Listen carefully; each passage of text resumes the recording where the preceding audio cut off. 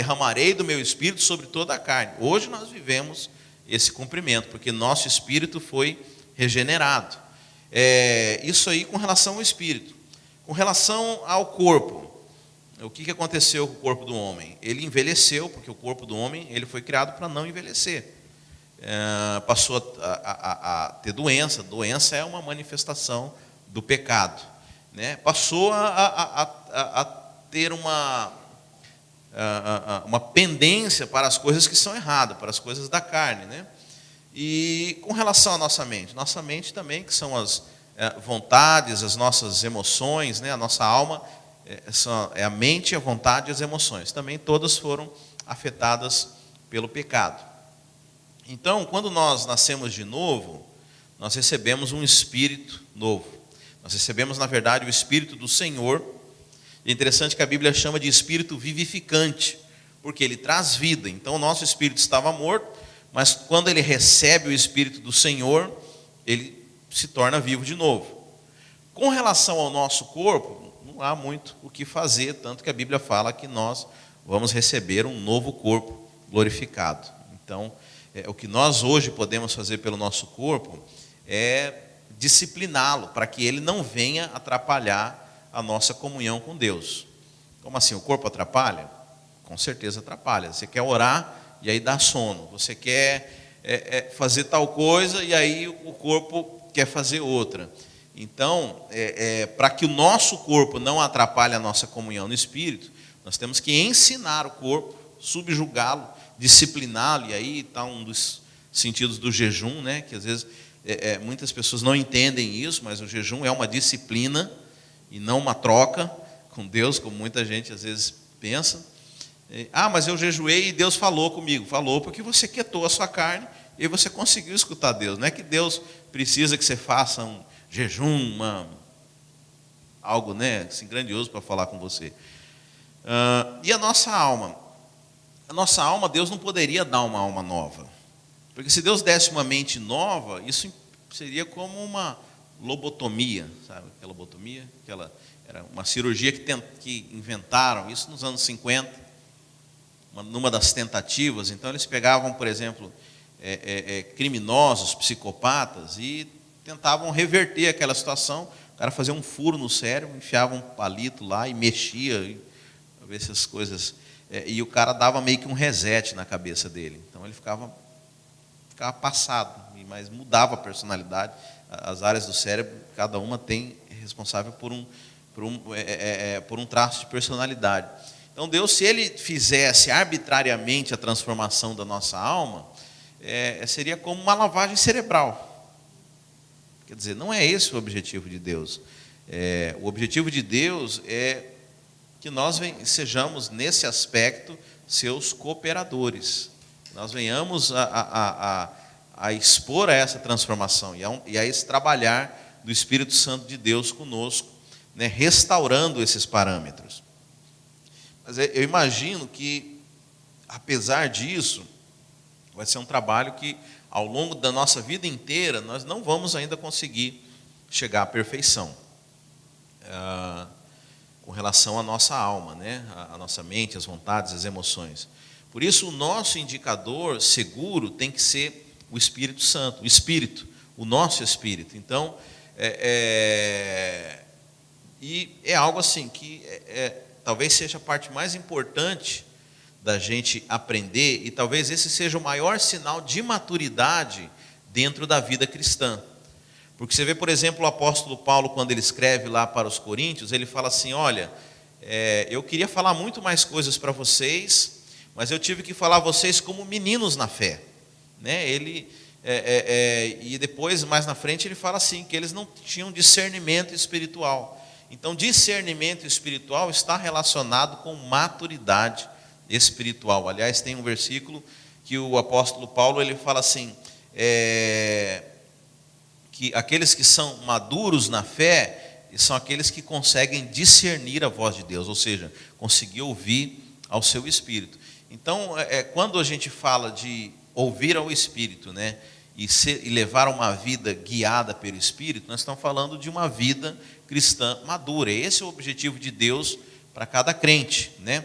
Gálatas 5:25, primeiro verso que está aí na apostila: se vivemos no Espírito, andemos também no Espírito. Então esse é o padrão de Deus ao nos salvar. Então, para que Ele te deu um Espírito novo? É claro que isso traz uma série de consequências, né? E a maior das consequências de você ter recebido um Espírito novo é que você não vai morrer, você vai viver a eternidade ao lado de Deus. Mas a Bíblia diz o seguinte: agora que você tem um Espírito, você ande nele, ande em Espírito. Porque o que a maioria das pessoas recebe um Espírito novo, mas continua vivendo uma vida ignorando o Espírito, né? E é interessante que a cruz de Cristo, ela tem dois aspectos substitutivos, né? Então, quando Jesus foi crucificado, era como se nós estivéssemos lá na cruz, né? Ele levou sobre si os nossos pecados.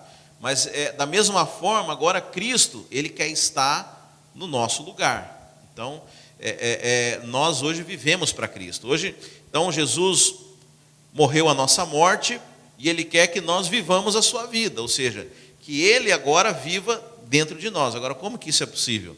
Através de uma vida dirigida pelo Espírito. Então você vê que o negócio é complicado, porque isso não se fala entre os crentes, né? Então nós estamos assim, a milhas e milhas do padrão que Deus estabeleceu para nós, que é uma vida no Espírito, que é uma vida guiada, né? São poucos os crentes que têm, né, uma intimidade ou que têm uma vida guiada pelo Espírito Santo. Aliás, dos crentes que eu conheci que tinham intimidade com o Espírito Santo, que já não são muitos, mas era assim, uma intimidade também pontual, era em alguns momentos em que fluía em algum dom, ou numa palavra de conhecimento, ou numa revelação, mas não, aí desses poucos, uma minoria ainda que realmente vivia uma vida guiada pelo Espírito Santo, e é o objetivo de Deus, né? Também esse mesmo verso, né? Que se vivemos no Espírito, andemos também no Espírito.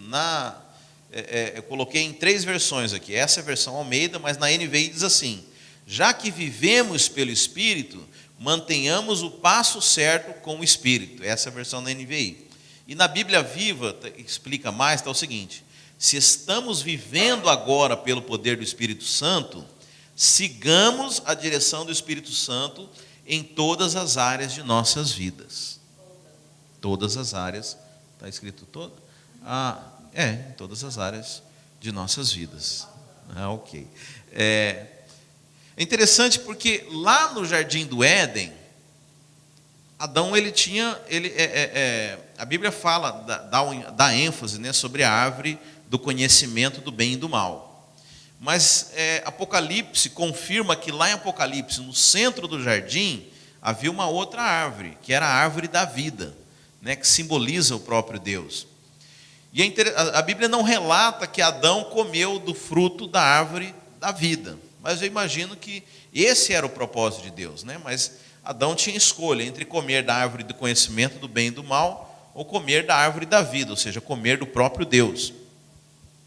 E ele optou pelo conhecimento do bem e do mal. E é interessante o seguinte, que quando nós ainda vivemos baseados na nossa alma, nós ainda estamos comendo de uma árvore de conhecimento do bem e do mal. Porque a nossa alma é o quê? Somos nós decidindo, somos nós sob o controle da nossa vida, somos nós ainda determinando as coisas como vão ser. Ou seja, é o meu conhecimento daquilo que é certo, daquilo que é errado, né? E é interessante que a alma, ela compreende desde a nossa mente, do nosso raciocínio lógico, até as nossas emoções.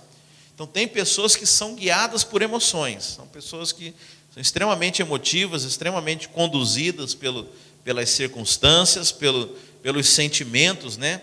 Se uma pessoa emotiva vai num culto e ela sente um arrepio, o culto estava bom. Se não sente o arrepio, o culto estava ruim. Ou se vai comprar alguma coisa, se ela sente, né, uma vontade, aliás, tem pessoas que são escravas de vontades.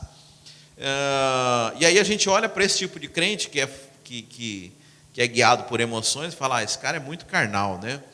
Mas é interessante que o crente que é racional, ele igualmente é carnal, porque ambos vivem no nível da mente e não no nível do espírito. Aliás, a Bíblia tem 3 termos com relação a isso.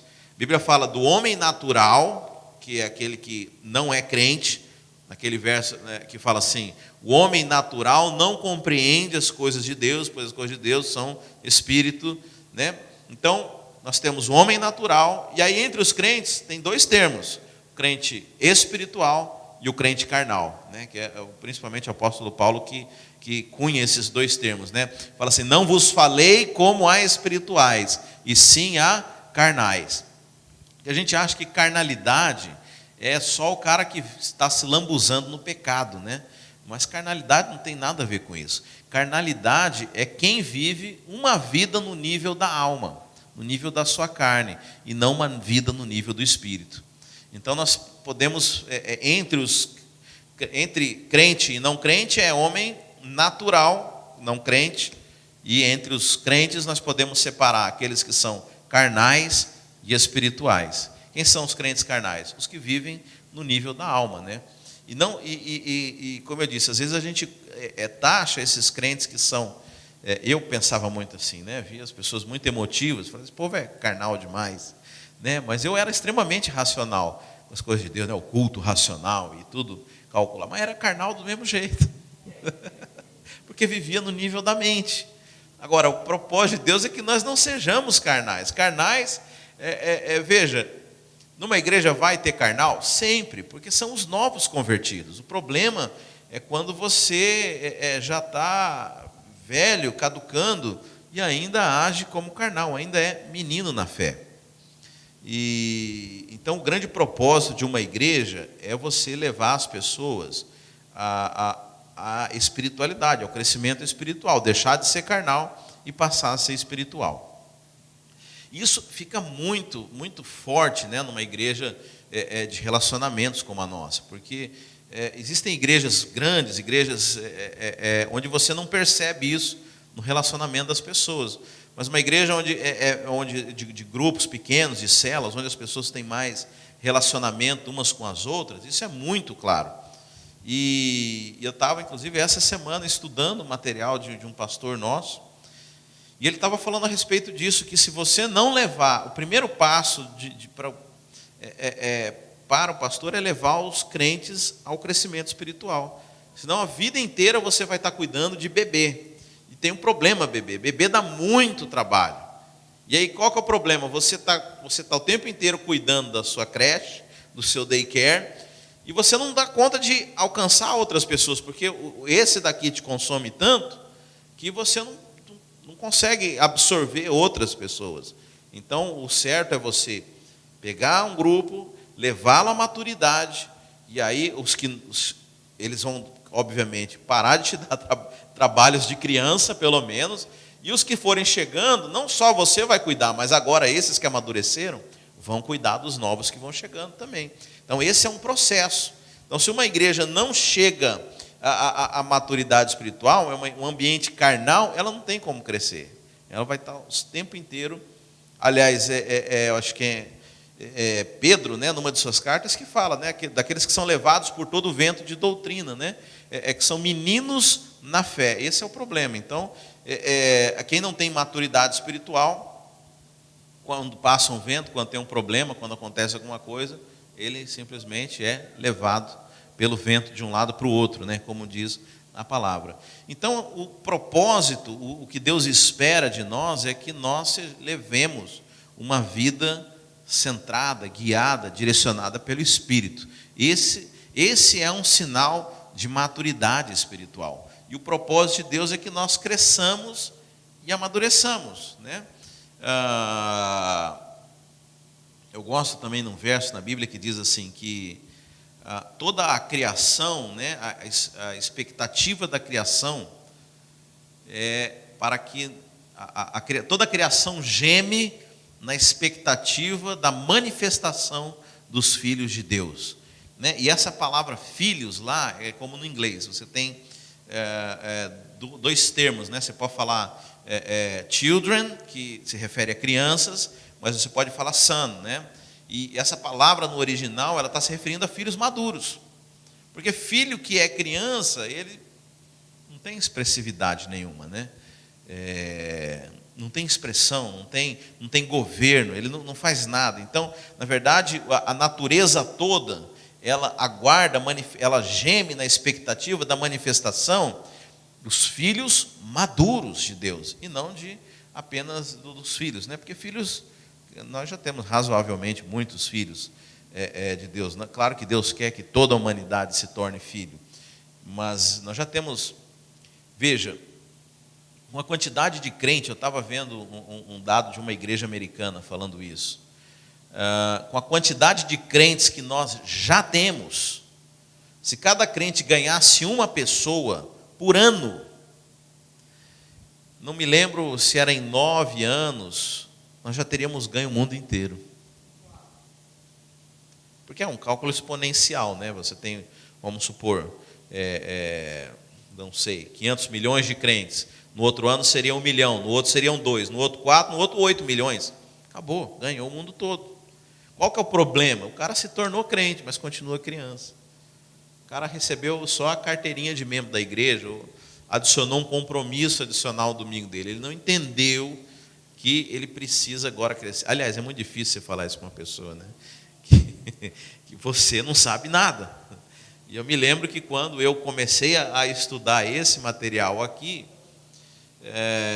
eu já tinha meus 30 e poucos anos de idade, e tinha uma certa posição social, um certo status por conta da minha profissão, um reconhecimento no meio, né? E eu lembro que o meu pastor, que era meu discipulador, ele era bem assim, bem rude. E uma vez eu falei: você me trata igual moleque, rapaz. Ele falou: mas por que você é moleque? Foi duro de ouvir aquilo. Eu nunca ouvi isso nem de juiz, nem de desembargador. É porque você é um moleque. E, quer dizer, hoje eu era moleque mesmo.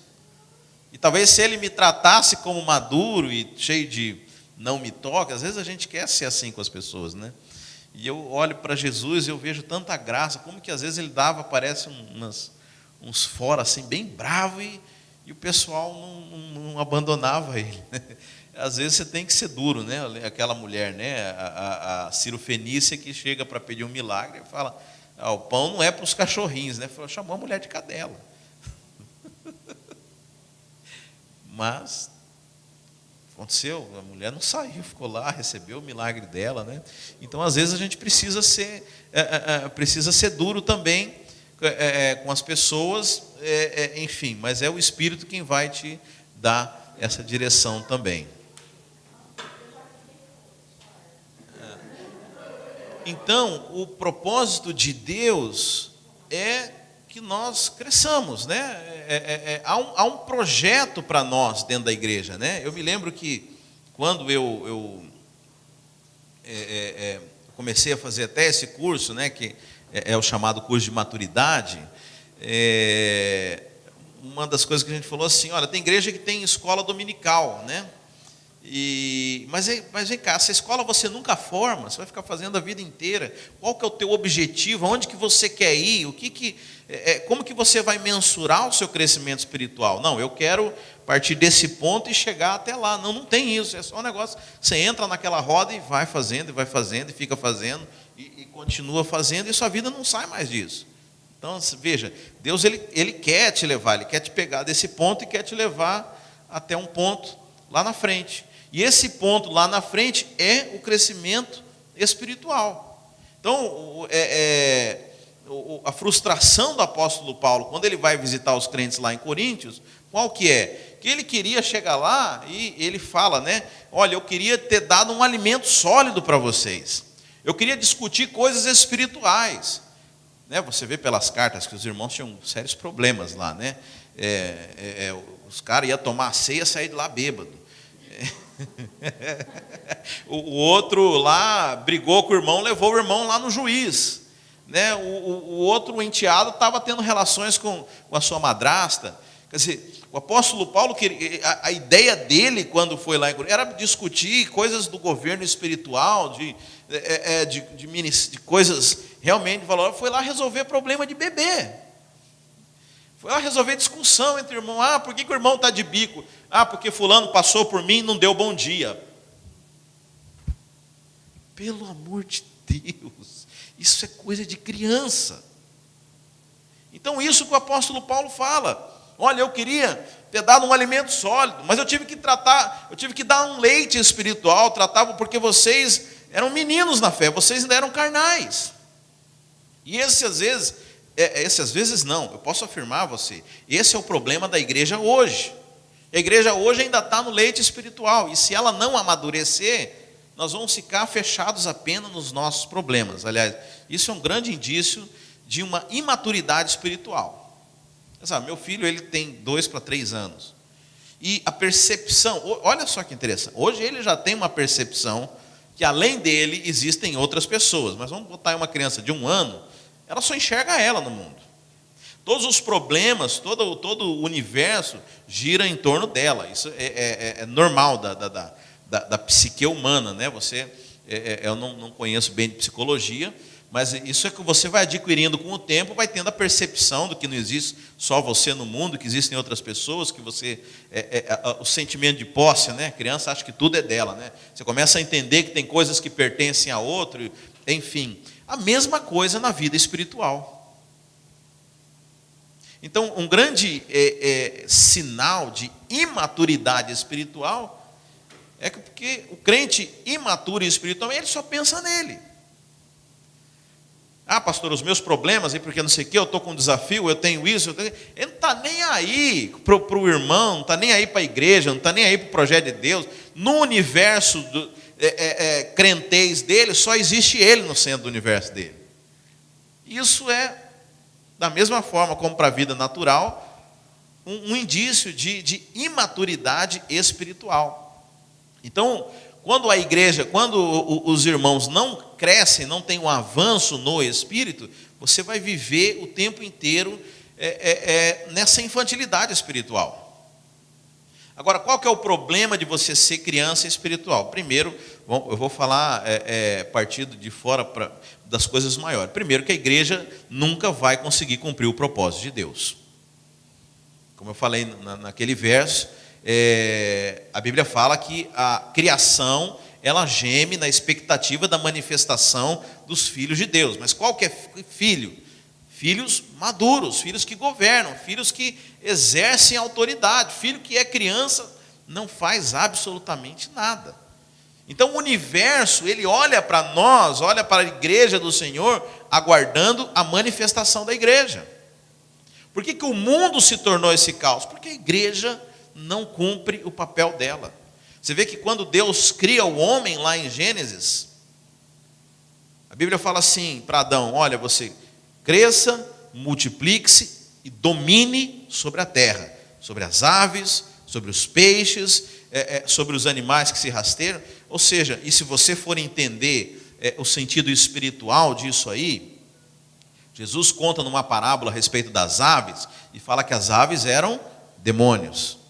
Peixes do mar também, o mar, abismo, habitação de demônios. Ou seja, ao homem foi dado o governo não só natural, e aliás o natural era o que menos importa, você tem que entender o ponto de vista espiritual.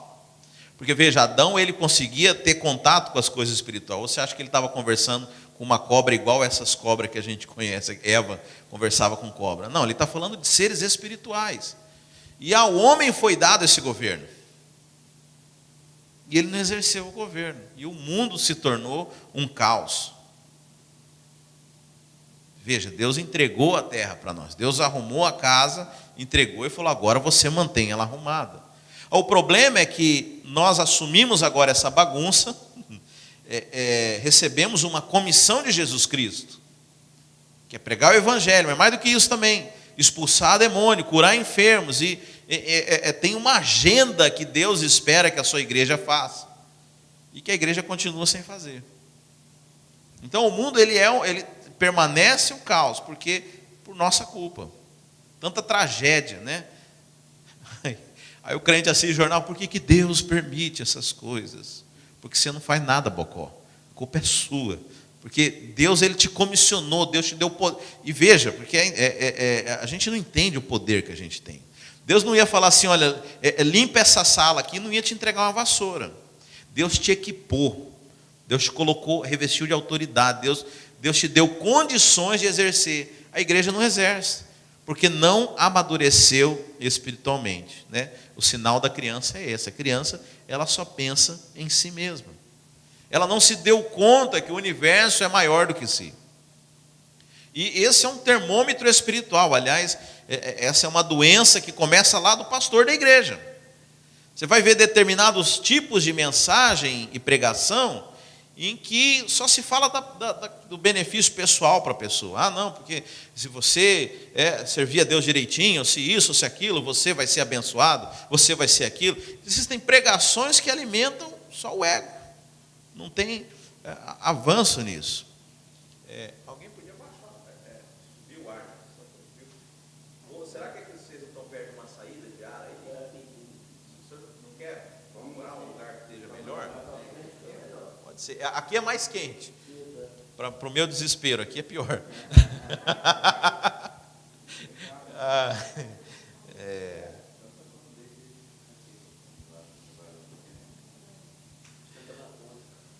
Mas se tiver frio ainda, me fala que eu desligo lá o ar. Então, e às vezes essa doença começa pelo pastor. É um tipo de pregação que alimenta o ego, que alimenta o egoísmo das pessoas, né? Eu lembro que há um tempo lá no Brasil, né, alguns pregadores da televisão falavam: Deus está fazendo uma grande transferência de riqueza das mãos dos ímpios para os crentes. Alguém já ouviu esse termo? Mas tem base bíblica. Você sabe onde que está a base bíblica disso? Lá no Egito, quando vem da última praga e as mulheres hebreias foram até as egípcias e pegaram as riquezas. Então a riqueza do ímpio para o crente. Ele só não conta que lá na frente, quando eles vão construir o tabernáculo, o que Moisés faz? Agora você traz o ouro para cá para a gente construir o tabernáculo. Então a riqueza que Deus colocou na mão do povo de Deus era para o propósito de construir a casa de Deus, ou seja, a igreja. Então, mas qual que é o problema das pessoas? Ela quer riqueza para gastar no Egito. Ela quer ser próspera, não é porque ele entendeu o sentido da prosperidade, né? Gerir os recursos do reino. Não, ela quer ser próspera para ela poder ter um carro melhor que o vizinho para jogar na cara dele. Cantar aquela musiquinha, quem te viu passar na prova e não te ajudou, hoje vai ver a tua vitória, né? E vai se arrepender. Ele quer para alimentar o ego dele, porque não é alguém que cresceu. E aí entra um outro aspecto. Então, no aspecto coletivo, a igreja que não amadureceu, ela não cumpre o seu propósito. Mas no plano individual nós temos um outro problema também. Porque a Bíblia diz lá em Hebreus que enquanto o herdeiro é menino, em nada ele difere do servo. E é interessante assim, que muita gente fala: mas nós somos herdeiros em Cristo, pastor, você fala isso, mas eu vou receber minha herança só na eternidade. Não, você já recebeu, você só não pode usar ela. Mas como assim? Então, entenda. Qual que é o problema? Vamos supor que um rei tem um filho de 5 anos de idade, e esse rei morre, e esse menino herda a coroa, e ele tem todos os bens, ele é dono de tudo. Mas ele, com 5 anos de idade, ele pode usar as coisas, pode governar? Não, eles vão dar um tutor para ele, vão dar um servo, um empregado, que vai ser o tutor dele. E ele vai ter que obedecer quem? O empregado. Ele é rei, ele é herdeiro, ele é dono de tudo, mas tem que obedecer o empregado. Então, em nada ele difere do servo, porque ele tem que se submeter a um servo. Então, o que a Bíblia quer dizer com isso? Enquanto o herdeiro é pequeno, em nada difere do servo. Ou seja, nós já recebemos a herança, mas enquanto nós não amadurecermos, papai não vai deixar você dirigir a Ferrari. Não sei se vocês estão entendendo. Uma Ferrari espiritual aqui. Então, assim, o Senhor, Ele tem muitas coisas para nós.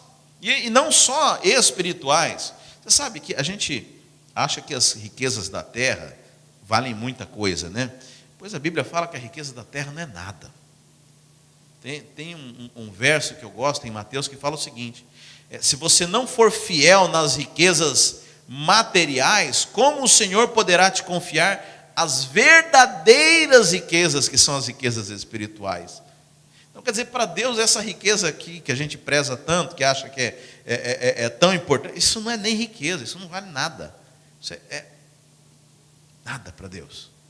Então, as verdadeiras riquezas são riquezas espirituais. Mas o problema é que, enquanto nós não amadurecemos, nós não podemos nem assumir as riquezas naturais, que dirá as riquezas espirituais, que dirá poder entrar nas coisas realmente de Deus. Então, o propósito de Deus, nós temos que entender isso de uma forma muito clara, irmãos, é que depois que nós nos convertemos, há um processo que nós precisamos passar.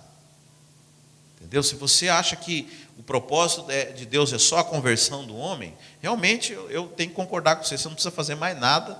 Você fica sentado, esperando, vai distrair, vai lá para a Disney, vai conhecer o mundo, vai viver sua vida, ganha dinheiro, desfruta, viva dissolutamente. Mas se você concorda comigo que se você ainda está vivo, é porque Deus ainda tem algo que Ele quer que você faça aqui na terra, você tem que concordar que essa coisa depende do seu amadurecimento espiritual.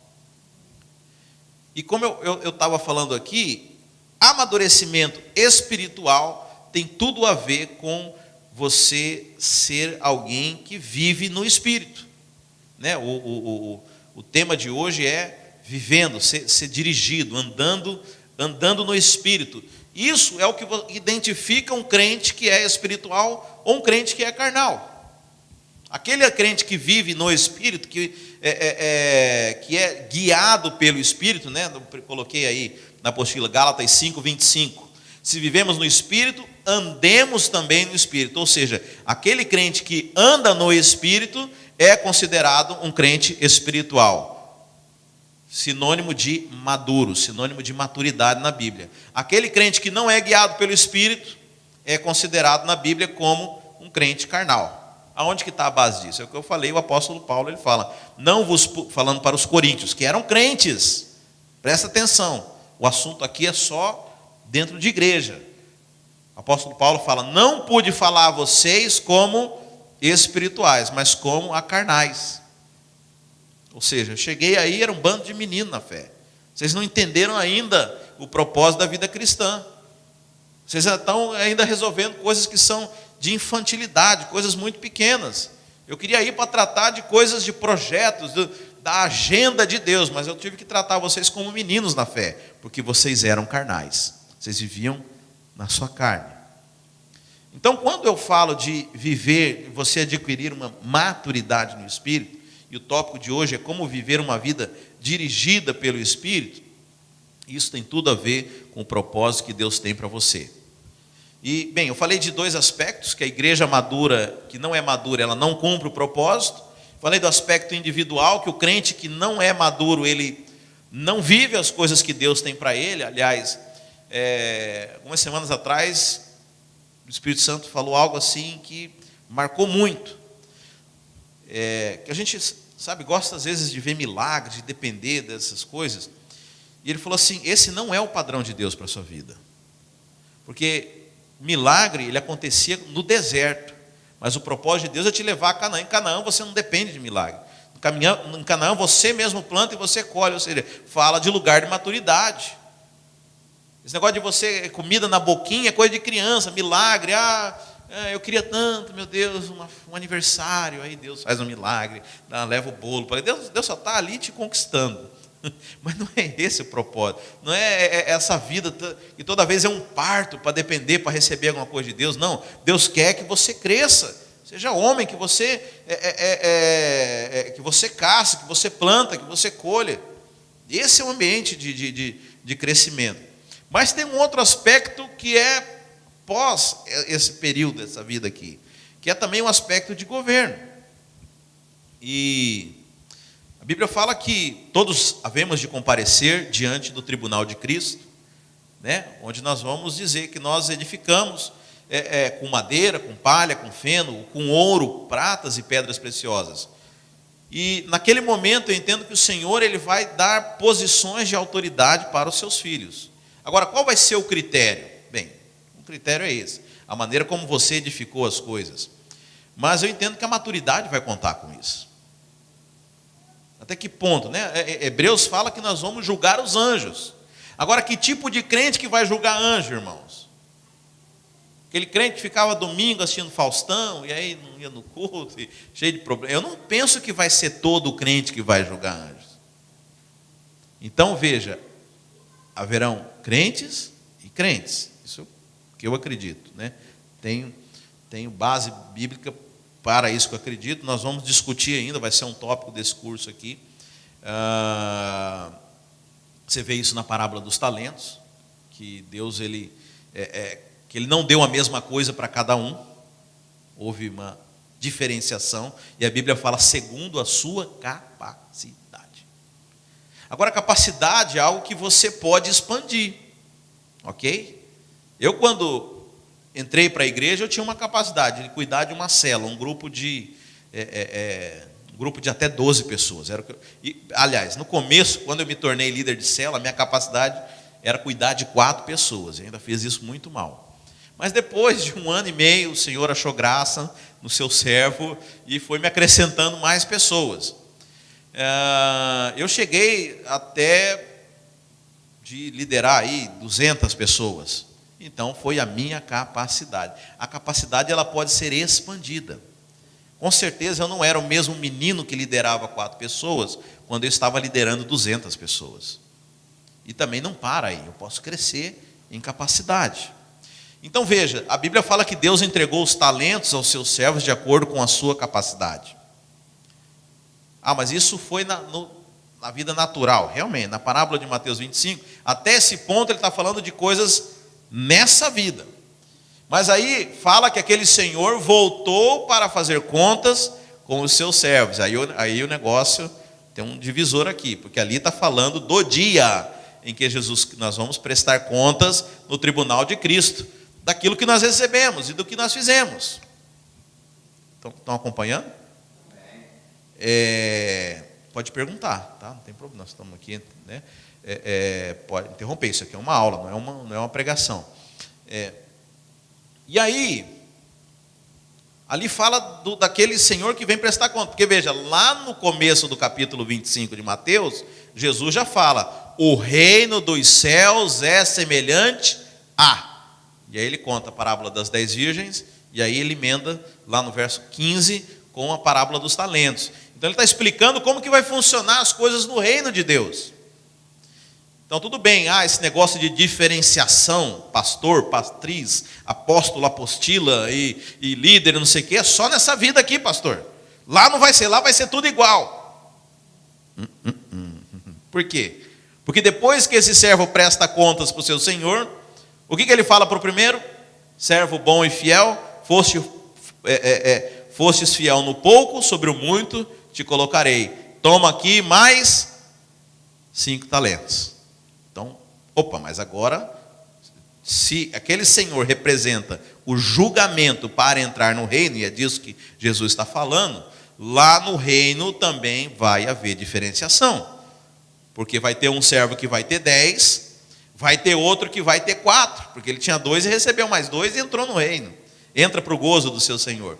Então, no reino vai haver escalonamento também. Agora, o que definiu a posição dele no reino? O que ele fez antes aqui. Foi com base no que ele fez aqui que ele prestou contas e o Senhor determinou o que ele ia fazer lá. Irmãos, isso é sério demais. Isso é sério demais. Você está achando ruim, está achando desconfortável essa vida? Imagina viver a eternidade desse jeito. Então, como diz um amigo meu, se você não quer ser, como que ele fala? Se você não quer ser escravo durante 2 vidas, trabalha bem nessa para você poder gozar na outra. Então, já que essa vida aqui é tribulação, é correria, trabalha para Deus muito bem para você poder descansar na outra, porque vai ter um problema. Se você não fizer direito o negócio aqui, você vai ter problema depois. E se você acha difícil fazer as coisas para Deus aqui, num período de vida aí de 80 anos, é difícil demais, imagina você passar a eternidade trabalhando para os outros. Porque a Bíblia fala que tem servo que vai ser disciplinado. E agora eu não sei qual a disciplina, né? A Bíblia fala assim, que aquele servo que sabia a vontade do seu Senhor e não a fez, naquele dia receberá muitos açoites. O que é o açoite? Eu não sei. Eu acredito que não vai ser literal, mas acredito que vai ser uma repreensão, alguma punição nesse momento do julgamento. Mas fala daquele servo que não sabia a vontade do seu Senhor, e a Bíblia diz o quê? Que ele vai ser absolvido? Que ele também vai receber açoites. Então, tem crente que é assim, né? Pastor, é melhor eu não saber, porque a quem é muito é dado, muito é cobrado. Aliás, é o versículo seguinte. Só que tem um problema, filho. Você não recebeu, mas você também vai ser cobrado. Porque nós marcamos aqui o nosso curso. E você sabia, você não quis vir ouvir as coisas. Você está me entendendo? Então ninguém vai poder alegar que não sabia. Vai ser disciplinado. Um pouco menos, mas vai ser. Agora, o que é melhor? Muito açoite? Pouco? Não, melhor é receber elogio, é conhecer o que tem que fazer e fazer. Pronto. Então, irmãos, eu tenho um santo temor e um encargo no meu coração de jogar muito limpo com as pessoas. Sabe? De não chegar no dia que, eu imagino, né? Eu fico pensando uma cena assim, de eu chegando para o Senhor, estão aqui as tuas ovelhas, né? E aí Deus vai, eu não sei como é que vai ser o negócio, eu vou estar perto ou não. Porque a Bíblia fala que os pastores vão prestar conta das ovelhas, né? Mas eu fico pensando assim, Deus repreendendo duramente uma ovelha minha, e a ovelha vira para mim, mas você nunca me contou sobre isso. E pensa que vergonha que eu vou passar. Mas pastor, você nunca me falou disso. Muito pelo contrário, você falou que Deus ia me dar um carro, que eu podia desfrutar do melhor dessa terra e tal. Você nunca me falou que eu tinha que trabalhar. Não, isso eu não quero carregar comigo essa culpa. Se tem algo que eu alerto as pessoas, é que nós vamos prestar contas.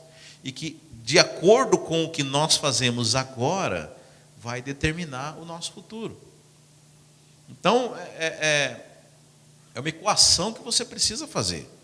A que ponto vale a pena, né? Eu quando a minha formação é na área jurídica, né? E é muito comum, eu tinha muitos colegas que estudavam para fazer concurso público, né? Para a magistratura, para o Ministério Público. E eles faziam um cálculo.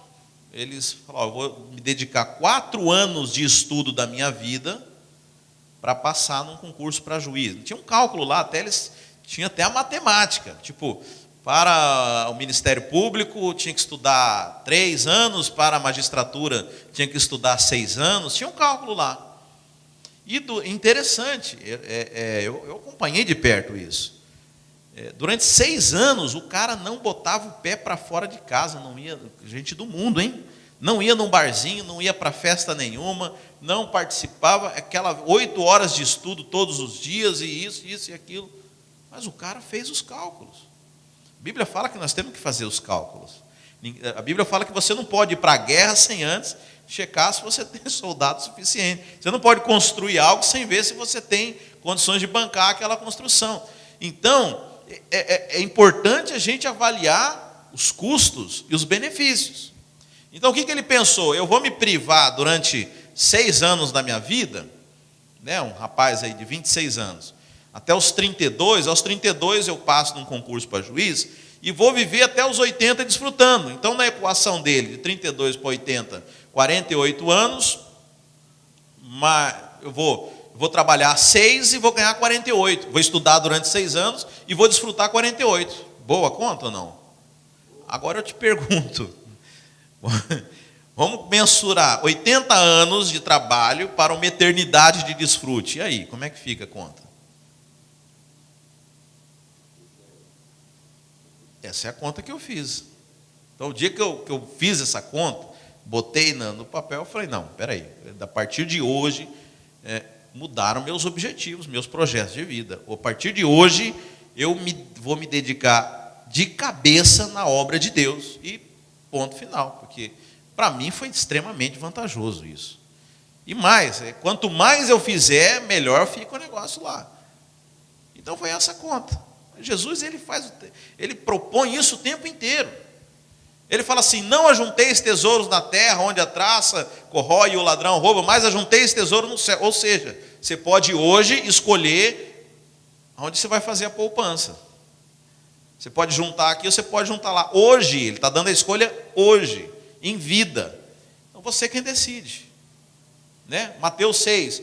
Olha, você pode orar para todo mundo ver nas esquinas, como os fariseus, e ganhar o reconhecimento humano, ou você pode deixar que Deus se ore em secreto, e o Pai que te vê em secreto te recompensa. Você tem como escolher onde você vai colocar o seu propósito. Então é uma questão de conta, irmãos. Então, eu entendi perfeitamente, e isso mudou completamente os meus propósitos, meus objetivos. Agora, só uma coisa: todo mundo vai ser pastor? Absolutamente, irmãos. Né? As pessoas acham que, e isso é um engano que o diabo planta nas pessoas, né? Que fazer a obra de Deus é ser pastor, é ser missionário lá no... Aliás, não é ser pastor em qualquer lugar. Que pastor nos Estados Unidos não é fazer a obra de Deus, não. Os amigos que eu tenho lá no Brasil acham que eu estou de férias aqui. Missão tem que ser na África, tem que ser na Ásia. Agora, esse negócio de ser pastor nos Estados Unidos, você não me engana, não. Você está querendo tirar um tempo sabático, você vai desfrutar. Então, mas muita gente acha que fazer a obra de Deus é ser pastor, é ser missionário. Não é isso, irmãos. Né? Você olha, existem dons que, na verdade, Deus ele te plantou em lugares e na sua profissão, no lugar onde você está, na sua família, na sua vizinhança, porque Ele quer que você venha atuar naquele âmbito, naquele lugar, né? E até porque nós precisamos ganhar o mundo, e o mundo ele não tem uma única característica, né? Eu gosto de um ministério lá no Brasil que chama Adonep. Os irmãos conhecem a Adonep? Que a Adonep é uma conhece? Não está há muito tempo aqui, né? Ela funciona assim: ela promove jantares, e aí você convida pessoas que não são crentes para ir nesse jantar. E lá naquele jantar, é assim: na Adonep você tem os associados, são empresários, pessoas que têm posição. Então vamos supor, se é um médico que tem ali associado, e você convida ele para dar um testemunho naquele jantar. E aí você vai convidar não crentes, mas você não vai convidar qualquer pessoa, você vai convidar médicos para ouvir aquele médico. Então, se você vai chamar um jogador de futebol, você vai convidar pessoas da área do esporte. Se você vai convidar um juiz, você vai convidar pessoas da área do direito, para ir naquele jantar, ouvir o testemunho. Você não vai falar que é testemunho, você vai falar que é um jantar de negócios com um médico ou com um juiz, ou enfim. O cara morde a isca, vai lá no jantar, janta de fato, mas ouve o testemunho daquele profissional na área dele, e no final daquele testemunho, esse profissional faz um apelo, e muita gente aceita Cristo, mas não é vinculado a igreja nenhuma. Então você convidou, você leva para a sua igreja aquela pessoa que aceitou Jesus ali. Agora, interessante assim, onde que está o cerne dessa estratégia? É o seguinte, que o cara que é jurista, ele vai ouvir e vai entender muito melhor um juiz falando. O cara que é médico, ele vai sentir uma empatia, uma conexão muito maior com o palestrante que é médico. Então, veja, nós temos que ganhar o mundo. Então, Deus não quer só pastor. Pastor é chato demais, pastor só fala de igreja. Então, Ele precisa de você, onde você está, fazendo com a sua profissão, com a sua característica, com o seu sotaque fluminense, porque você vai chegar para outra pessoa e ela vai ouvir o seu sotaque, vai ser música para ela. Um cara é igual eu, é gente como a gente, e ela vai ter uma conexão contigo que não vai ter comigo. Isso é muito interessante, né? Eu fico vendo, porque eu me frustro, que eu quero me conectar com todo mundo. Eu acho que todo pastor tem esse coração, mas tem gente que eu não consigo me conectar, e tem gente que eu sento, falo com 10 minutos, parece que eu já conheço há 10 anos. As coisas de Deus. Por isso que nós somos um corpo. Um pastor não pode representar o corpo. O pastor ele é insuficiente, né? E aí nós temos o problema da igreja que depende do pastor. É deficitária. Eu sozinho, uma mão não consegue, ela faz parte do corpo, mas ela não consegue expressar o corpo sozinha. Então nós só conseguimos atingir o objetivo como corpo quando todos nós funcionamos. O cara não vai vincular comigo, mas vai vincular com outro irmão, ou vai conectar com outro, ou com outro, porque Deus nos fez com características. Deus não quer um bando de robô, uma igreja que tenha um único jeito, uma única fala, um único estilo, uma única preferência pessoal. Veja, eu estou falando de coisas que são exteriores. Claro que nós somos um só Espírito, né? Uma só fé, um só batismo, mas a manifestação do Espírito Santo é muito linda, porque Deus permite essas características. E aí nós temos um grande problema, né? Que o pessoal chega do Brasil e enxerga o trabalho americano fala, não, mas está errado, não é assim que é a igreja. Lá no Brasil, como que você pode... aqui nós não somos tanto, né? Mas tem igreja americana que gosta de pintar tudo de preto. Mas o que é isso? Virou boate. Não, veja, não estamos aqui para discutir cor de parede. A maneira, o modus, o sistema, a estrutura, ela vai se adaptar em cada lugar. Eu me lembro que um missionário que foi pregar na Ásia, né? E começou foi falar sobre João 3,16, né? Não é João 3,16, que fala que Jesus é o pão da vida. Mas aquilo não fazia sentido nenhum para os asiáticos, né? E aí e agora? E aí o Espírito Santo fala, Jesus é o arroz da vida. Você entende? O Espírito é o mesmo, agora a forma, né? E aí, se a gente for apegado a formas e a estruturas, nós estamos cometendo um terrível erro. Nós estamos engessando aquilo que não é engessado. O Espírito Santo ele não pode ser engessado. O Espírito Santo é uma nuvem que se move. Ele é dinâmico, e nós temos que estar sensíveis às coisas, né? Eu lembro que na Bíblia, quando você olha Davi indo para uma guerra, então Deus, agora você vai por essa estratégia. Aí depois os mesmos inimigos, no mesmo lugar, agora eu já sei. Não, ele perguntava a Deus, não, agora você vai por ali. Quer dizer, não existe fórmula para aquilo que é do Espírito. Nós temos que estar sensíveis à voz do Senhor para aquilo que Ele quer fazer com a sua igreja. Então, quando eu entendi o projeto de Deus, isso foi muito claro. E como eu falo, muitas pessoas têm esse engano, né? Eu preciso ser pastor para fazer a obra de Deus. Eu discipulo um rapaz à distância, né? E ele botou na cabeça que ele tem que fazer um seminário para poder fazer a obra de Deus. E eu fico pensando, eu falei para ele, olha, mas você vê todos aqueles discípulos, né, na época ali da igreja cristã, não tinha de seminário, como que eles faziam para fazer a obra de Deus? Né? Isso, claro, eu acho legal, mas primeiro você ter seminário, mas isso é uma lapidação, isso não pode impedir ninguém, uma credencial, uma carteirinha, um diploma, não pode impedir ninguém de servir a Deus, de fazer a obra de Deus. E isso é um empecilho que tem transformado as pessoas, né? Falar, como eu não posso ser missionário lá no Pacífico Sul, então eu não posso fazer a obra de Deus. Não, você pode, você deve fazer a obra de Deus onde você está, com as ferramentas que Deus te deu, da maneira como você é. Então, isso vai trazer consequências para a sua eternidade espiritual. Mas veja, isso tudo passa nós estamos falando aqui de um amadurecimento. Então, como eu falei, é muito próprio de criança, de bebê, dos meninos da fé, de não conseguirem enxergar nada além de si mesmo. Né? E eu dei exemplo aqui dos crentes que se convertem, tudo eu. Pastor, mas o que eu faço aqui? Eu estou com isso. Não, pastor, ora para mim, para eu não sei o quê. Eu. Falar, o evangelho é muito mais do que o eu. Vai muito além. Então, quando nós falamos de amadurecimento, você começa a entender que você é só uma pecinha dentro de um projeto muito maior. E aí você é obrigado a parar para meditar, então qual que é esse projeto maior em que eu sou uma pecinha?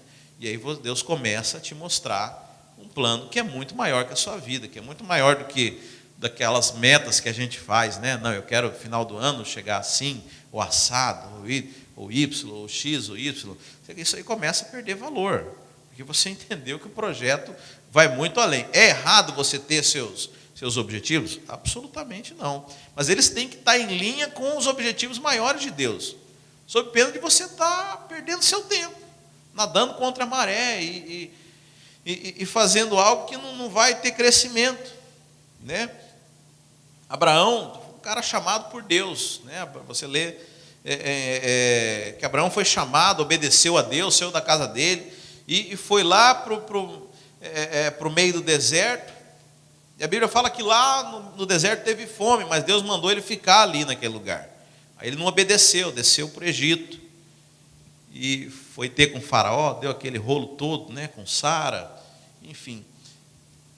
E interessante que aí a Bíblia não fala mais nada. A Bíblia volta a falar 13 anos depois, quando Abraão sai do Egito, ele está no mesmo lugar onde ele parou. Foi tempo perdido, porque ele saiu do propósito.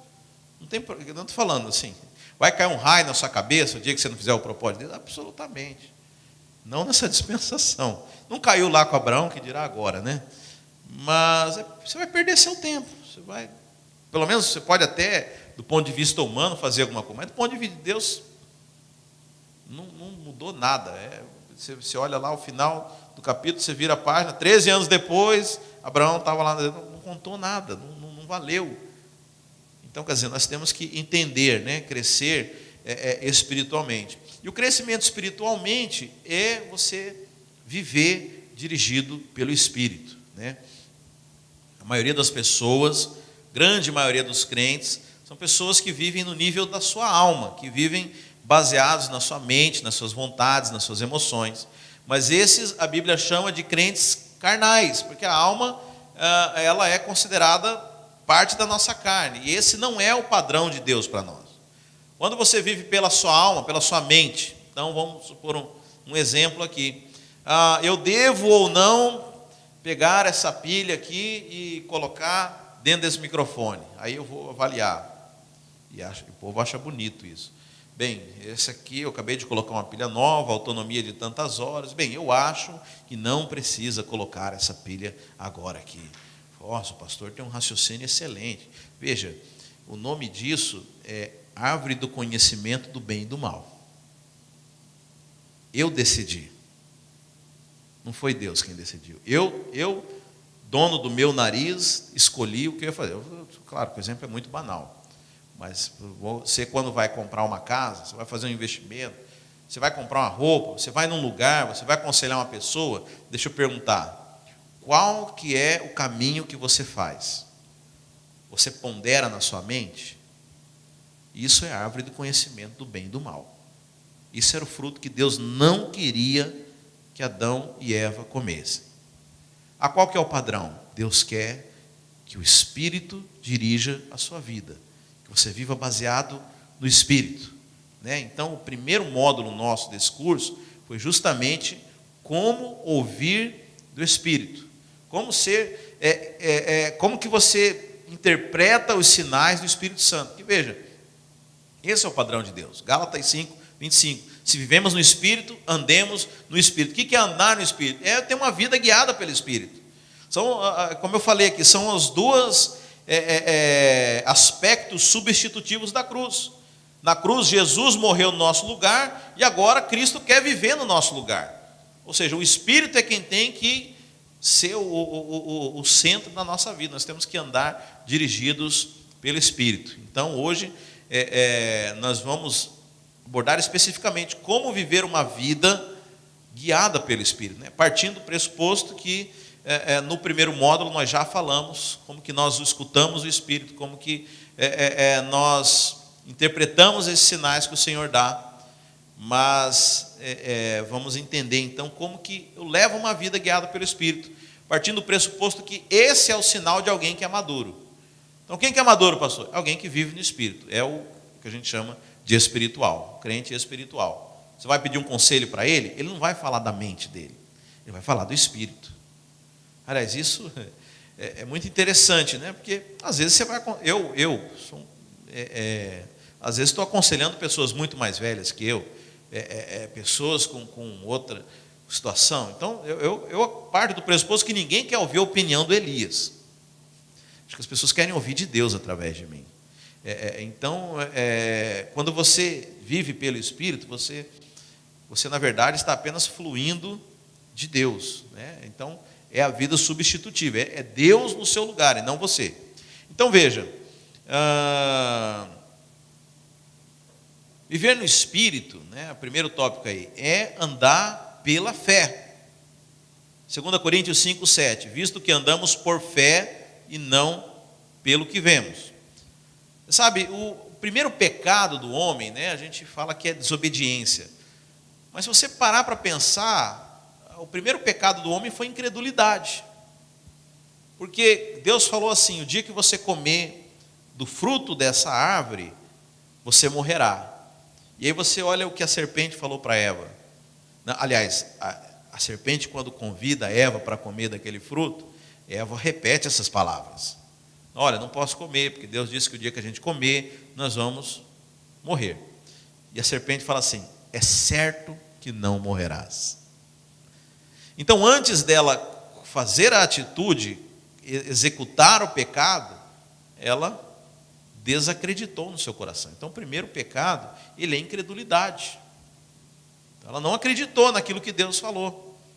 É interessante, né? Porque as pessoas falam: mas a salvação é tão simples assim, é só acreditar. Bem, é tão simples do ponto de vista natural, mas tem um princípio espiritual muito forte envolvido nisso. Porque a morte entrou no mundo por causa de incredulidade. Então a vida, a restauração é por fé, é o oposto, é o antídoto, né? Agora, uma vida de carnalidade é sinônimo de incredulidade. Uma pessoa que vive baseada nos seus indicadores, na sua, naquilo que é natural. Quando a gente fala de viver por fé, e aí é interessante, né? Porque parece que viver por fé, e a gente fala, às vezes o cara está passando necessidade, falar: eu vivo pela fé. Não tem absolutamente nada a ver com isso. Viver pela fé é você viver baseado naquilo que Deus estabelece, né? Aliás, uma coisa muito errada no nosso meio cristão é achar que fé é você quem escolhe. Não, se você tiver fé que sua filha vai casar até o fim do ano, ela vai casar. É só você ter fé. Não é isso. Fé é você acreditar naquilo que Deus falou. Se Deus falou que sua filha vai casar, não falou. Então a gente às vezes confunde fé com pensamento positivo. E se frustra e acha que é Deus. Não deu certo no final das contas. Aí eu tive fé, mas Deus não fez a parte. Não, mas Deus nunca falou. Agora, se Deus falar que até o fim do ano sua filha vai casar com um milionário lá na Suíça e vai morar num castelo, aí você tem a fé, porque foi Deus quem falou. A fé, ela não é iniciada em nós. A fé é acreditar naquilo que Deus está falando. Então, quem vive no Espírito, quem vive nesse ambiente, ele não vive baseado nesses indicadores que são naturais, mas ele vive baseado naquilo que Deus falou. Mas a circunstância está toda errada. Não importa, Deus falou tal coisa, então você ande de acordo com isso. Isso é um sinal de alguém que é espiritual. Fé é sinônimo de vida no Espírito. Uma pessoa que anda no Espírito pode facilmente ser reconhecida, pois naturalmente expressará a vida.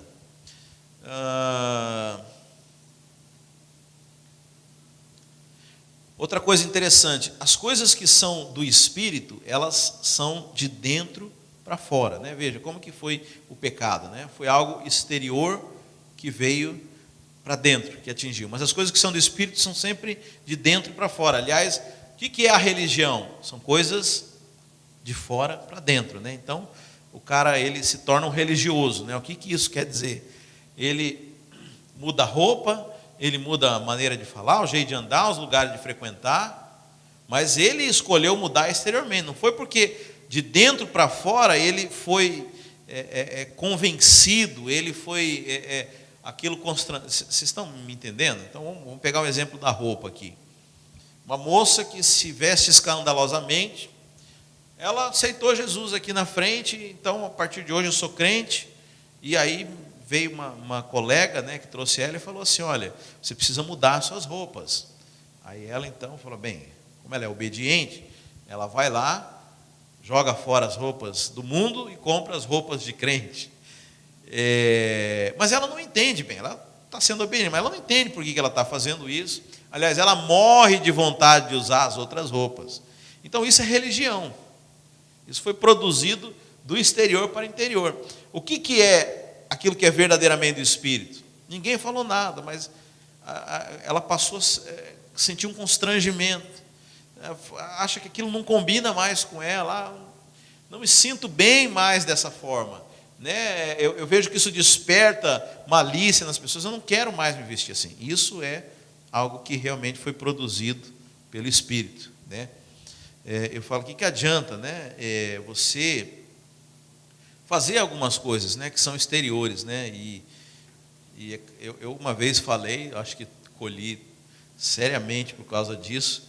Eu falei assim, olha, irmão, se você está aqui no culto, mas sua vontade é estar em outro lugar, vai para outro lugar, não fica aqui não. Pois é, eu tive coragem de falar isso, não foi muito bom, não. Olha, se você dá o dízimo com medo, não faça isso. Sabe, não faça isso, não faça com medo que Deus vai te amaldiçoar. Não faça isso. Mas eu acho que é o filho pródigo que vai uma hora lá. Um dia ele vai se dar conta que realmente a coisa boa está aqui na casa e ele vai voltar. A pessoa estava acelerando o trabalho do Espírito Santo, desesperado. Não, porque nós temos um grande problema, né? Ali eles falam do filho pródigo, mas o problema é com os dois filhos. Porque o que ficou na casa, bem, o que saiu, pelo menos se deu conta o quão bondoso e quão generoso era o pai. Agora o que ficou na casa nunca descobriu isso. Porque ele fala assim, quando o filho chega e ele emburra, ele fala assim, olha, há tanto tempo eu te sirvo, ou seja, ele se via como um trabalhador. E você nunca me deixa um novilho cevado para eu desfrutar. E o pai fala, mas tudo era teu, você podia ter pego. Então, às vezes, o que sai, ele volta, pelo menos o que sai, ele descobre a graça e volta pelos motivos corretos. Pior é o que fica na casa e vivendo ainda debaixo de um jugo, né? Então, minha esperança é que desse clique uma hora os irmãos voltem a contribuir, voltem a frequentar as reuniões pela motivação correta. Porque, veja, imagina um casamento, né? Você vai beijar a sua esposa e fala, sou obrigado a te beijar, né? Fiz aquele compromisso. Será que vale esse tipo de amor? Né? Então, por que às vezes a gente acha que Deus vai se agradar, né, de algumas atitudes que a gente faz com base na religião, né?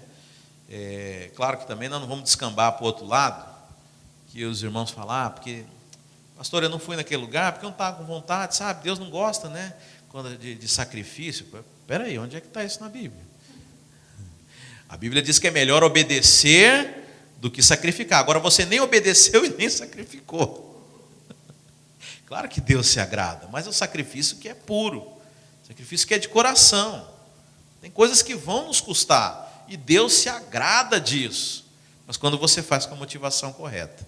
Tem uma questão de motivação, né? Como eu falei também, eu estou só checando aqui se eu falei todos os pontos, né? A questão, né, da queda que afetou a alma, nós estamos falando do espírito aqui, mas o nosso corpo, né, é importante que a gente discipline o nosso corpo, para que ele não venha atrapalhar a nossa comunhão no espírito.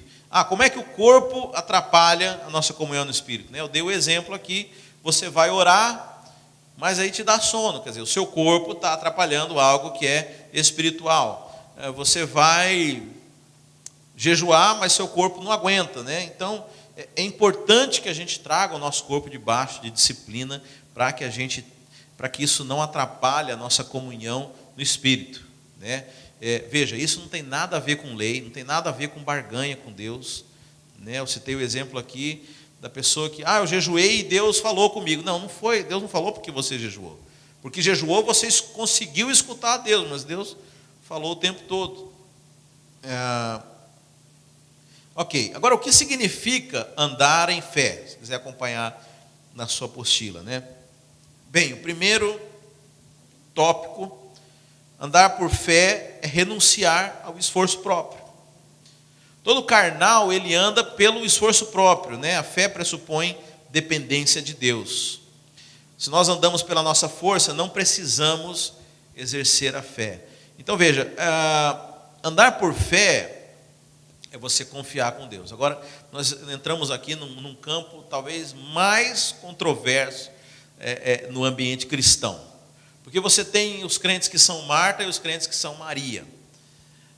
Os crentes que são Maria, Deus vai prover e cruza os braços e não faz absolutamente nada.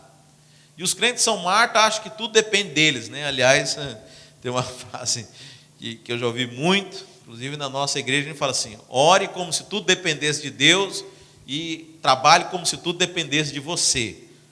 Mas eu acho que há um equilíbrio aí nisso. Então, quando nós falamos em você depender de Deus, existem coisas que Deus vai fazer, mas existem coisas que é você quem faz, baseado na expectativa daquilo que Deus vai fazer. Vamos lá. Você sabe que o exemplo de Abraão é muito interessante, né? Porque Deus ele pede para Abraão justo aquilo que ele não dava conta de fazer, que era um filho. Abraão tinha muito dinheiro, né? Naquela época eles estavam construindo a Torre de Babel, né? Talvez fosse nos dias de hoje, né? Não, o pessoal do mundo está construindo aquela torre. Abraão, constrói uma torre 2 vezes maior. Não é assim que a gente faz hoje, né? Tem a parada do orgulho gay, aí nós fazemos uma marcha para Jesus, né? Parece que é uma disputa. Mas veja, Deus podia ter mandado Abraão construir uma torre 2 vezes maior que a Torre de Babel, porque ele era muito rico. Mas Deus pede para Abraão algo que ele não dava conta de fazer. O que era? Um filho. Então veja, quando andar por fé é você depender de Deus. Pode perguntar. Não, você tem só um pouquinho a respeito do jejum, né? Aham. Vamos fazer um jejum em propósito disso. Vamos fazer um jejum em propósito disso.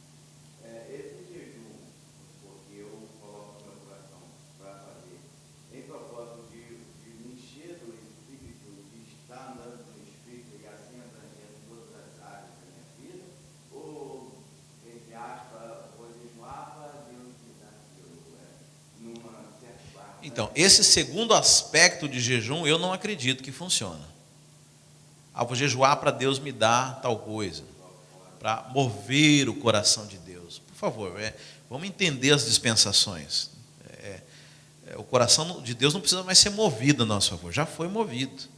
O apóstolo Paulo fala que em Cristo Jesus nós temos o sim e o amém para todas as promessas dele. Então nós já somos abençoados. Por que nós não desfrutamos é outra questão. Entra naquilo que eu te falei do herdeiro enquanto é menino. Sabe? Nós deixamos de desfrutar de muita coisa porque somos ignorantes, porque somos infantis. Agora, jejuar para conquistar algo de Deus, primeiro, o que Deus ganha com seu sacrifício? Só existe um sacrifício que agrada a Deus, o sacrifício de Cristo. E foi suficiente. Não precisa de mais. Já foi suficiente. Então, não há nada que você faça. E aí, tudo bem, vamos supor que ele se agradasse. Mas como é que você faz esse deal? Como é que você combina com ele? Você mesmo que falou, não, vou jejuar 30 dias e Deus vai me dar. Mas Deus combinou isso? É muito comum, né? Pastor, Deus não... Estou magoado com Deus. Você sabe que tem gente que consegue ficar bravo até com Deus, né? Por quê? Porque eu fiz e ele não fez. Mas quem disse que ele ia fazer? Ele combinou, apertou sua mão, assinou um contrato. Então são coisas, né? Poxa vida, a religião é isso. A religião é a compra da bênção, né? Eu comentei aqui na última reunião nossa, né? Que o nosso pastor foi lá para Angola e foram entrevistar ele, né? Mas o que vocês têm de diferente? O que vocês têm para trazer de diferente para nós? Porque vem uma igreja aí do Brasil também e o negócio deles é só dinheiro. Eles tiram 7 ofertas num culto. Até brinca, até bíblico, né? Número 7. 7 ofertas num culto. É isso que vocês têm? Ele falou, olha, primeiro vamos deixar, ele respondeu, né? Primeiro vamos deixar de hipocrisia aqui. Porque você está falando deles, mas toda religião é troca. Pode não ser dinheiro, pode ser acender uma vela lá não sei onde, subir de joelhos uma escadaria, fazer um jejum. Sabe, até entre nós crentes tem muito isso. Nós falamos às vezes dos católicos, mas nós cansamos de fazer isso. Mas como é que a gente troca? A gente troca a nossa obediência por bênção, troca a nossa, as orações por bênção, troca, eu vou no culto, Deus vai me abençoar, eu vou dar o dízimo. Isso é troca. Então ele falou assim, olha, primeiro, vamos deixar de hipocrisia, porque toda religião é troca. Eles só simplificaram o processo. Já que é troca, melhor você me pagar em dinheiro, mais cômodo para você, e está aqui o que você quer. A nossa diferença é que o nosso Deus não cobra nada. Nem dinheiro, nem sacrifício, nem obediência, porque isso é graça, é favor imerecido, é para quem não merece. Você não precisa trazer absolutamente nada, você só vem até o nosso Deus, que Ele vai te abençoar. Então, o jejum, qual que é o sentido do jejum? Eu entendo que é uma disciplina para o nosso corpo. E aí você vai ver como que jejuava-se, né, ali, em Mateus 6, né? Que Jesus fala para está ensinando os seus discípulos como é que jejua, né? E você vai entender o contexto. O jejum era algo semanal. Todo crente jejuava uma vez por semana. Os fariseus jejuavam 2 vezes por semana. Então não era, eu vou jejuar por um propósito. Não, você jejua toda semana. Faz parte da disciplina para o seu corpo.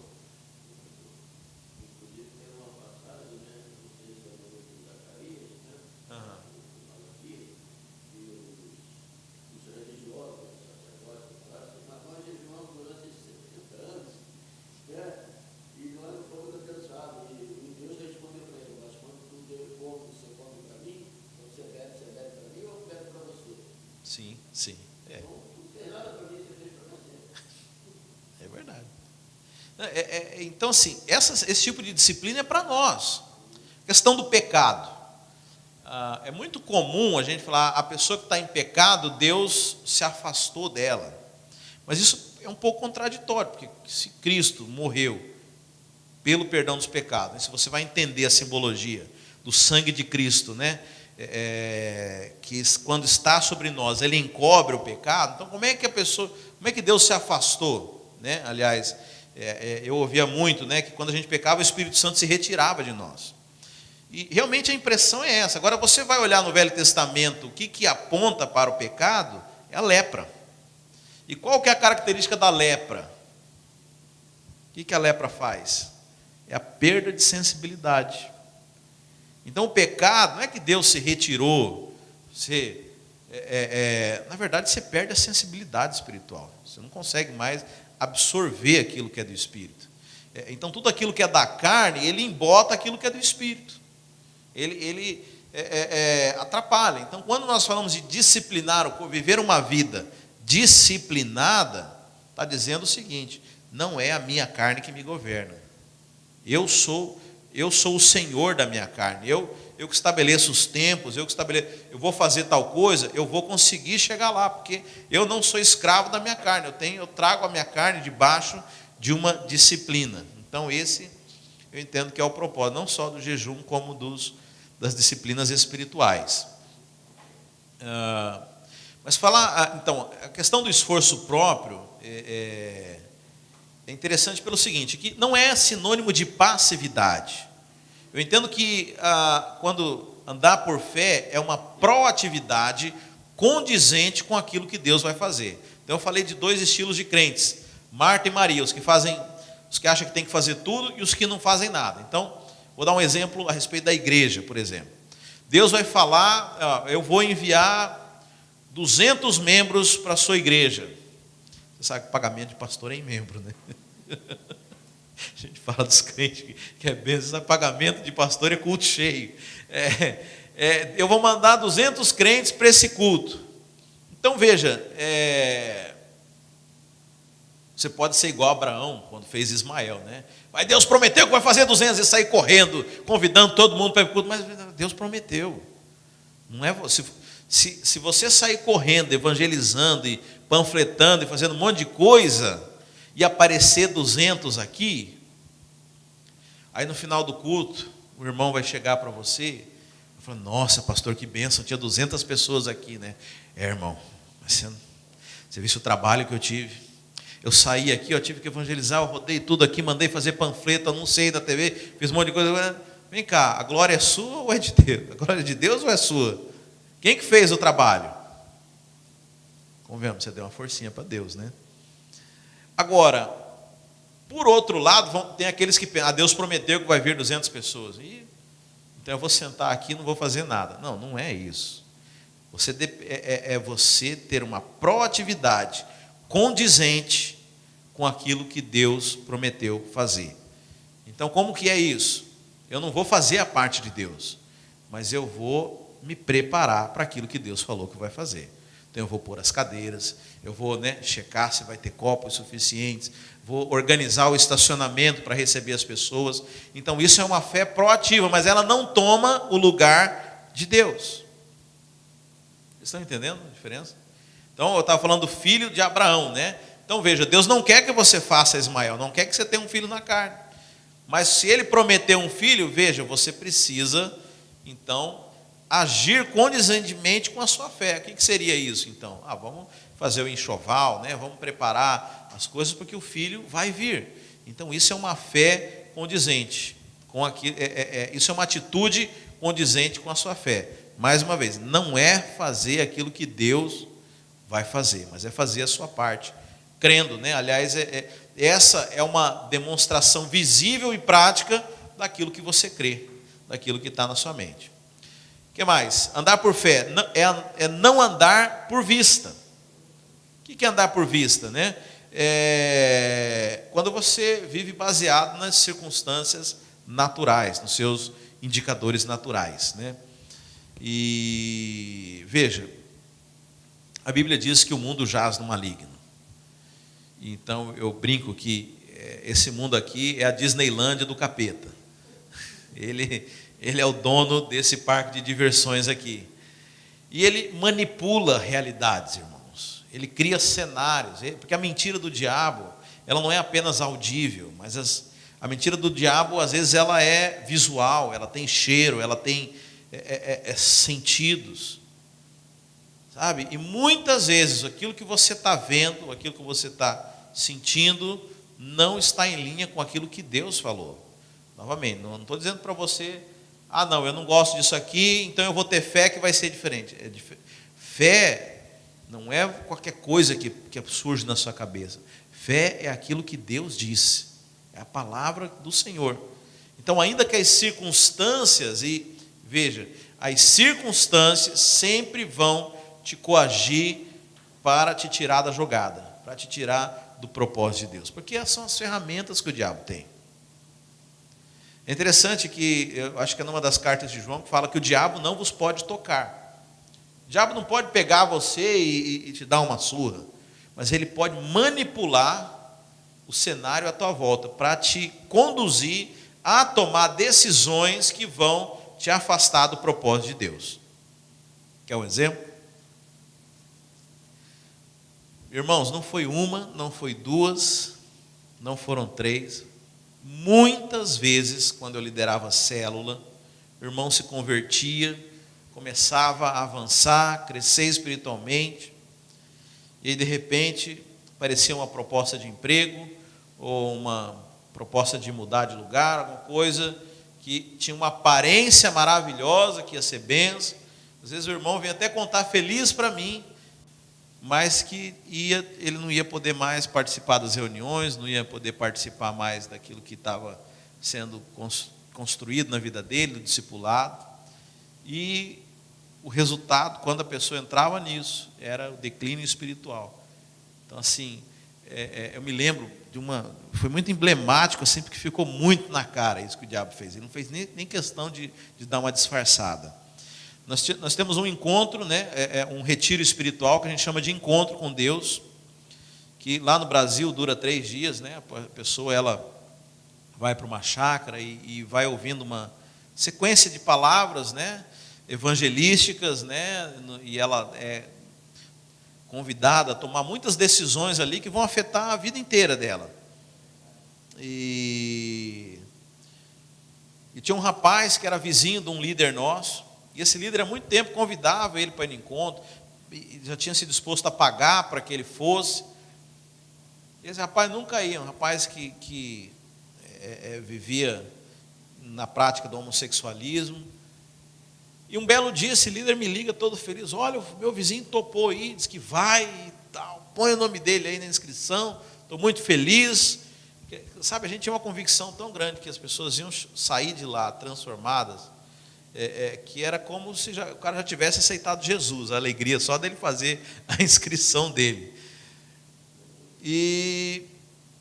Mas chegou no dia anterior, esse líder me liga triste, falou: o que foi, cara? Não, ele está há muito tempo procurando emprego e recebeu uma proposta de trabalho.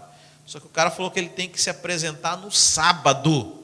Eu nunca vi isso, tudo começa na segunda, né? Dieta na segunda, trabalho novo. Mandou aparecer no sábado lá. Eu falei: não, isso aí tem cheiro de enxofre isso aí. E, enfim, nós lutamos até o fim, mas o rapaz ficou irredutível, não foi, por conta desse negócio que apareceu no sábado. E por que eu falo que foi muito descarado, muito escrachado o diabo? Porque na segunda ele foi demitido. Era só para ele não ir no retiro, né? Onde, como eu falei, para a gente, só dele ir já era certeza que ele ia sair de lá liberto e convertido. Então, mas o diabo ele usa o tempo inteiro dessas artimanhas. Qual que é o problema? Se você anda por vista, baseado nas circunstâncias e não naquilo que Deus te falou, você vai ser presa fácil. Você vai ser manipulado o tempo todo. Eu acabei de dar o exemplo de Abraão, o cara ponta firme, chamado de Deus, né? Tinha uma promessa gigantesca. Deus falou para ele permanecer lá, aliás, por duas vezes ele foi para esse teste e reprovou. Ele estava lá no deserto de Gerar, e Deus falou: não saia daí. A Bíblia fala que ele ficou com medo de morrer de fome e saiu. Foi parar lá na casa de Abimeleque. Agora veja, Deus tinha dado uma promessa, que ele ia ser pai de grandes nações. Ele ia morrer? Não ia. Tanto que Isaac depois parou no mesmo teste do pai dele, né? Só que Isaac ficou lá no deserto. E mais que isso, ele semeou. A Bíblia fala que ele colheu a 100 por 1, porque ele obedeceu a Deus. Mas Abraão, o que aconteceu? O diabo, sabendo que o propósito de Deus era passar por ali, então o que o diabo fez? Fez com que houvesse grande fome, e isso obrigou que Abraão fosse para o Egito. Agora, o que significa na simbologia o Egito? O mundo. Sabe o que fala? Sabe o que significa ir para o Egito? É você dar o seu jeitinho. É você não depender de, o negócio apertou aqui, pastor, eu tive que dar um jeito. Deus vai entender. Eu tive que dar as minhas saídas. Sabe, isso é descer para o Egito. Vai cair um raio na sua cabeça? Não, não vai, mas é o que eu te falei. É tempo perdido. Você vai andar e vai voltar ali para o mesmo lugar onde você estava. E pior, às vezes você vai deixar de colher. Como eu falei, o filho de Abraão, no mesmo deserto dele, também teve fome e ouviu a Deus e semeou e colheu a 100 por 1. Então, às vezes, a gente deixa de experimentar, porque caímos nessa manipulação ridícula do diabo.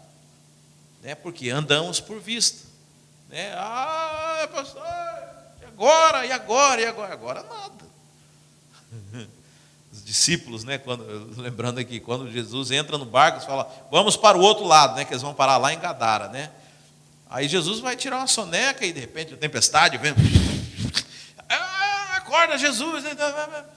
Mas vem cá, quando nós entramos no barco, eu não falei que nós íamos chegar lá?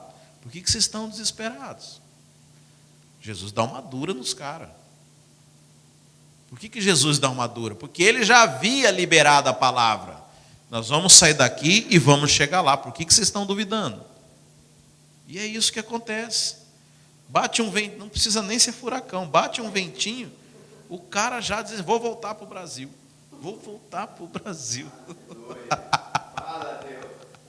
Mas eu falei que era para você ficar aí. Jesus. Mas é isso, anda por vista. Menino na fé, né? Eu estava compartilhando aqui que muitas vezes, né, qual que é o problema dos meninos na fé, né? Lá Pedro fala que são levados por todo o vento de doutrina. Aí bate o vento na igreja, sai 30, vai embora, magoado, e por causa disso, porque menino na fé. quer carregar, o vento bate para cá, ele vai para cá, o vento bate para lá, e vai para cá, e vai só espalhando, porque não tem solidez, não tem consistência, ele anda com base nas circunstâncias. E aí o que o dono da Disneylândia, do capeta, faz? O que o capeta faz? Vai conduzindo o cara. Não, eu quero que ele vá para lá. Aqui na Flórida, agora eu já acostumei, mas tem muita rã, né? Muito sapo. Isso é difícil lá no Brasil. Rã, pererequinha, né? E às vezes aparece lá na cozinha de casa. E aí eu não tenho coragem de pegar, né? Aí você pega a vassoura e vai meio que você abre a porta e vai direcionando até sair da casa. O diabo faz a mesma coisa com a gente, vai empurrando com a vassoura a gente para o lugar onde ele quer levar a gente. O que é a vassoura? São as circunstâncias. Como é que você veio parar aqui? Eu tive um problema lá, aí aqui foi onde parece que me ofereceram um emprego, quer dizer, o diabo te levou aonde ele queria, só através das circunstâncias. Então, muito cuidado, nós não podemos andar com vista. Né? Isso é uma característica de quem é carnal, de quem vive ainda baseado nos seus indicadores naturais.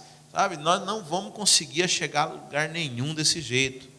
Nosso indicador tem que ser a palavra, porque deixa eu falar, hoje está sol, amanhã está chovendo, amanhã está ventando, amanhã está frio, quer dizer, você vai agora viver de acordo com cada estação, você vai para um lugar, você não vai conseguir edificar nada, sabe, nós precisamos de solidez, nossa casa tem que estar edificada sobre a rocha, tem que estar firme onde nós estamos, senão,